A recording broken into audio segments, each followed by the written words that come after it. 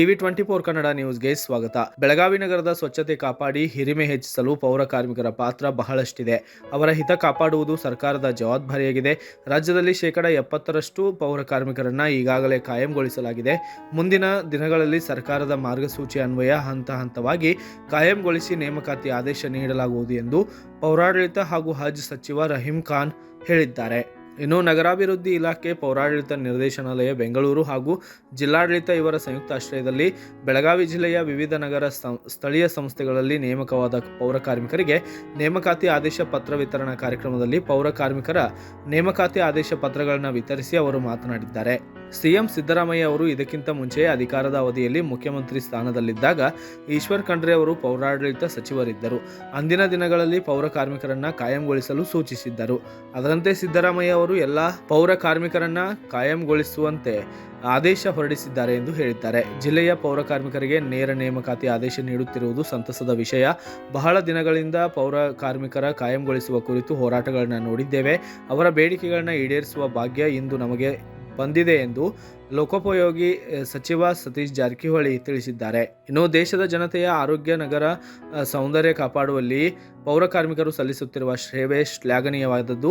ಮುಂದಿನ ದಿನಗಳಲ್ಲಿ ಸರ್ಕಾರದಿಂದ ಅಗತ್ಯ ಸುರಕ್ಷಾ ಪರಿಕರಗಳು, ಸಮವಸ್ತ್ರ ಸೇರಿದಂತೆ ಬಹಳಷ್ಟು ಸೌಲಭ್ಯ ಪೌರ ಕಾರ್ಮಿಕರಿಗೆ ನೀಡಲಾಗುವುದು ಎಂದು ಸಚಿವ ಸತೀಶ್ ಜಾರಕಿಹೊಳಿ ಹೇಳಿದ್ದಾರೆ.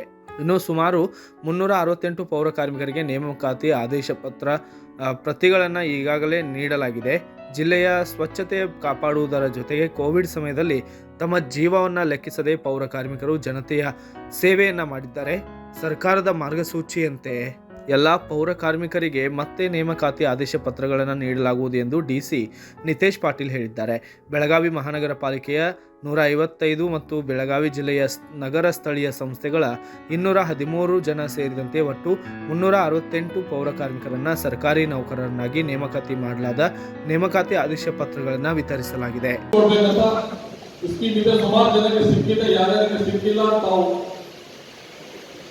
ಕಾರ್ಪೊರೇಷನ್ ಮುಖ, ಡಿಪ್ಟಿ ಕಮಿಷನ್ ಮುಖ ಅದು ಪತ್ರ ಕೊಟ್ಟರು, ಅದು 100% ಮಾಡಿಕೊಡ್ತೀವಿ ಅಂತ ನಿಮ್ಮೆಲ್ಲರಿಗೆ ನಾನು ವಿಶ್ವಾಸ ಕೊಡ್ತೇನೆ. ಮತ್ತು ಈ ಕಾರ್ಯಕ್ರಮಕ್ಕೆ ತಾವೆಲ್ಲರೂ ಬಂದಿದೆ, ಅದ್ರ ಸಲುವಾಗಿ ನಾನು ತುಂಬಾ ಧನ್ಯವಾದ ಹೇಳ್ತೇನೆ. तुम लोग गरीब है लेकिन बहुत ही दिल वाले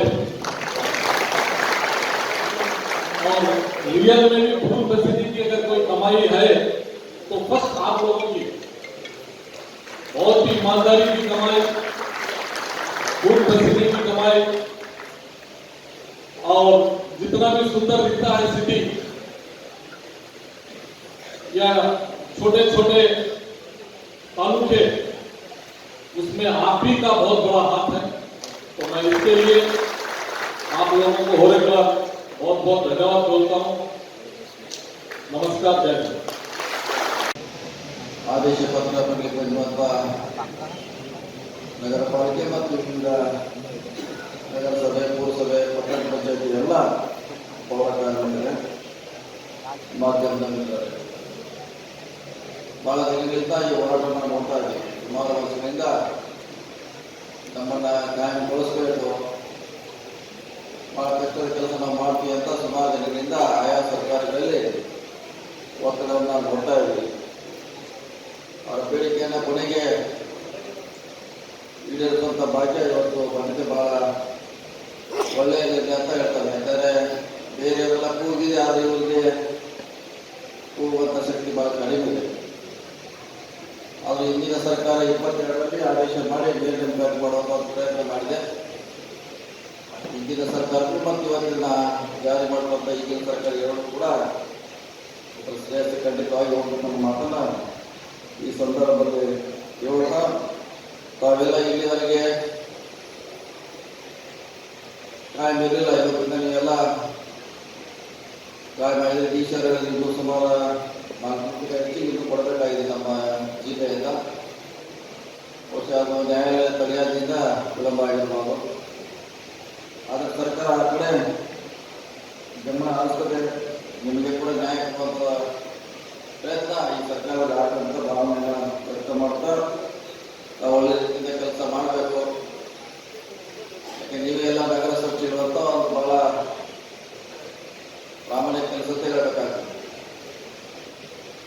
ಬಹುಶಃ ಈ ಕೆಲಸ ಮಾಡಲಿಕ್ಕೆ ಯಾರೇ ಎಷ್ಟೇ ಶಾಲೆ ಕೊಟ್ಟರು ಯಾರು ಕೂಡ ಬರೋಲ್ಲ. ನೀವೆಲ್ಲ ಕಡಿಮೆ ಸಂಬಳದಲ್ಲಿ ಕೂಡ ನಗರವನ್ನು ಸ್ವಚ್ಛ ಮಾಡುವಂಥ ಒಳ್ಳೆ ಕೆಲಸ ಮಾಡಿದರೆ ಈ ಸರ್ಕಾರದ ಮೇಲೆ ಹೆಚ್ಚಿನ ಜವಾಬ್ದಾರಿಯನ್ನು ಹಾಕಿದೆ. ಒಳ್ಳೆಯ ಕೆಲಸ ಮಾಡಿ ನಗರ ಸೌಂದರ್ಯ ಫಸ್ಟ್ ಪ್ರಯಾರಿಟಿ, ಪರಿಸರ, ನಗರ ಸೌಂದರ್ಯೀಕರಣ ಇದೆಲ್ಲ ಇವತ್ತಿನ ಪ್ರಯಾರಿಟಿಗೆ ಬರಬೇಕಾದಂಥ ವಿಷಯಗಳು. ಹೀಗಾಗಿ ಸರ್ಕಾರ ಇನ್ನು ನಿಮ್ಗೆ ಬಹಳ ಸವಲತ್ತುಗಳನ್ನ ಕೊಡಬೇಕಾಗಿದೆ. ಅದು ಟೆಕ್ನಾಲಜಿ ಇರ್ಬೋದು, ನಿಮಗೆಲ್ಲ ಸಮವಸ್ತ್ರ ಇರ್ಬೋದು, ಪ್ರಿಕಾಷನ್ ಕೊಡಲಿಕ್ಕೆ ಭಾಳಷ್ಟು ಇನ್ನೂ ನಿಮಗೆ ಸವಲತ್ತುಗಳನ್ನು ಕೊಡಬೇಕಾಗಿದೆ. ಬಹುಶಃ ಮುಂದಿನ ದಿನಗಳಲ್ಲಿ ನಿಮಗೆಲ್ಲ ಆ ಸವಲತ್ತುಗಳು ಕೂಡ ಖಂಡಿತವಾಗಿ ದೊರಕಿದೆ.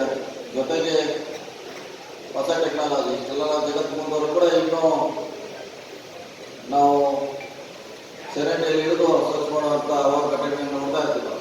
ಎಷ್ಟೋ ಸಾವುಗಳನ್ನು ನೋಡಿದ್ವಿ ನಾವು. ಜಗತ್ತೆಲ್ಲ ಇನ್ನು ಮುಂದವರು ಕೂಡ ನಾವಿನ್ನೂ ಹಳೆ ಶಿಕ್ಷಣದಲ್ಲಿ ಇದ್ದೀವಿ. ಬರೋ ದಿನಗಳಲ್ಲಿ ನಮ್ಮ ಸರ್ಕಾರ ಇದಕ್ಕೆಲ್ಲ ಹೊಸ ಒಂದು ಮುಕ್ತಿ ಶಿಕ್ಷಣ ಆಶಯ ವ್ಯಕ್ತ ಮಾಡ್ತಾ ಇವತ್ತು ಸರ್ಕಾರ ನಿಮ್ಮ ಮೇಲೆ ಭಾಳ ಜವಾಬ್ದಾರಿ ಇಟ್ಟು ಇವತ್ತು ನಿಮಗೆ ಪರ್ಮನೆಂಟ್ ಆಗಿ ಮಾಡುವಂಥ ಪ್ರಯತ್ನ ಮಾಡಿದೆ. ಅದು ಸರ್ಕಾರಕ್ಕೆ ಒಳ್ಳೆಯ ಹೆಸರು ಬರಬೇಕು, ಆ ನಗರ ಪಾಲಿಕೆ ಅಥವಾ ನಗರಸಭೆ ಕೂಡ ಒಳ್ಳೆಯ ಹೆಸರು ಬರಬೇಕಂತ ಕೆಲಸ ಮಾಡಿ ನಿಮ್ಗೆ ಏನೇ ಸಮಸ್ಯೆ ಕೂಡ ನಮ್ಮ ಸರ್ಕಾರ ಜಿಲ್ಲಾಡಳಿತ ಯಾವಾಗಲೂ ಕೇಳಲಿಕ್ಕೆ ಸದಾ ಸಿದ್ಧಿದೆ. ತೊಂದರೆಗಳೇನಾದರೂ ಕೂಡ ನೇರವಾಗಿ ನಮ್ಗೆ ಹೇಳಿ ಅದನ್ನು ಮಾಡುವಂಥ ಪ್ರಯತ್ನ ಮಾಡಬೇಕು. ಇನ್ನು ಜಿಲ್ಲಾ ಎಸ್ಪಿ ಭೀಮಾಶಂಕರ್ ಗುಳೇದ್, ಬೆಳಗಾವಿ ಮಹಾಪೌರರಾದ ಶೋಭಾ ಸೋಮನಾಚೆ ಮತ್ತು ಉಪಮಹಾಪೌರರಾದ ರೇಷ್ಮಾ ಪಾಟೀಲ್, ಮಹಾನಗರ ಪಾಲಿಕೆ ಆಯುಕ್ತರಾದ ಅಶೋಕ್ ದೂಡಗುಂಟಿ, ಉಪ ಆಯುಕ್ತೆ ರೇಷ್ಮಾ ತಾಳಿಕೋಟಿ, ನಗರ ಸೇವಕರು ಸೇರಿದಂತೆ ಮತ್ತಿತರರು ಉಪಸ್ಥಿತರಿದ್ದರು. ತಾಜಾ ಸುದ್ದಿಗಾಗಿ ಟಿವಿ 24 ನ್ಯೂಸ್ಗೆ ಸಬ್ಸ್ಕ್ರೈಬ್ ಮಾಡಿ ಮತ್ತು ಬೆಲ್ ಐಕಾನ್ ಒತ್ತಿ ತಪ್ಪದೇ ಲಿಂಕ್ ಶೇರ್ ಮಾಡಿ.